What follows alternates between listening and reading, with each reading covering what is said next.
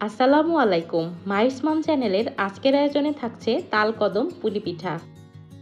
সুস্বাদু এই পিঠাটি বানানোর জন্য ১.৫ কাপ পানি, ১.৫ কাপ তালের রস, ১ চা চামচ লবণ, ২ টেবিল চামচ চিনি এবং ১ টেবিল চামচ গুঁড়ো দুধ দিয়ে মিশ্রণটিকে ভালো করে ফুটিয়ে নিতে হবে। ১.৫ কাপ চালের গুঁড়ো দিয়ে একটি খামির তৈরি করে নিতে হবে এবং চালের গুঁড়ো আস্তে আস্তে অ্যাড করতে হবে যাতে কোনো রকম দলা পেকে না যায়। মিশ্রণটিকে একপাশে ঠান্ডা হওয়ার জন্য রেখে দিতে হবে। এবারে পিঠার পুর তৈরি করার জন্য ২ কাপ কোরানো নারকেল, এলাচ, দারচিনি, তেজপাতা, আধা কাপ চিনি এবং আধা কাপ পানি দিয়ে ভালো করে নেড়ে নেড়ে ভাজা ভাজা করে নিতে হবে। নারিকেলের মিশ্রণটা থেকে যখন একটি সুন্দর সুগন্ধ বের হবে তখন বুঝে নিতে হবে মিশ্রণটি একেবারে তৈরি হয়ে গিয়েছে। এই মিশ্রণটিকেও একপাশে রেখে আমরা সেই আটার খামিরটার মধ্যে ১ চা চামচ ঘি দিয়ে ভালো করে মথে নেব। এই ঘি দিয়ে মথার কারণে পিঠার মধ্যে একটি শাহি ফ্লেভার অ্যাড হয়ে যাবে।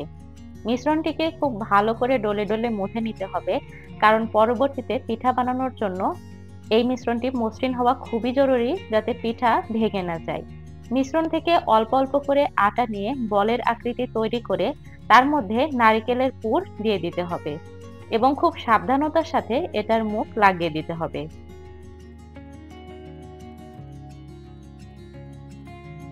আপনারা নিশ্চয়ই দেখেই বুঝতে পারছেন এই প্রক্রিয়াটি ঠিক কিভাবে করতে হবে।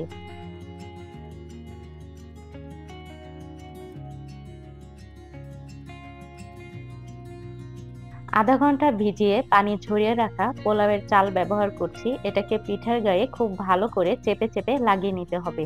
এক্ষেত্রে বাসমতি চালও ব্যবহার করা যাবে।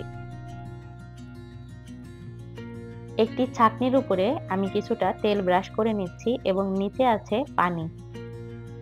পিঠাগুলোকে এর উপরে দিয়ে ঢাকনা দিয়ে ঢেকে জাল করতে হবে ২০ থেকে ২৫ মিনিটের জন্য।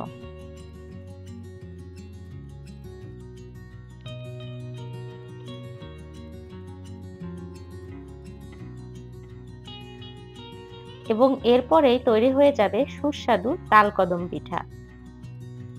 আজ এই পর্যন্তই। ভালো থাকবেন সবাই। আল্লাহ হাফেজ।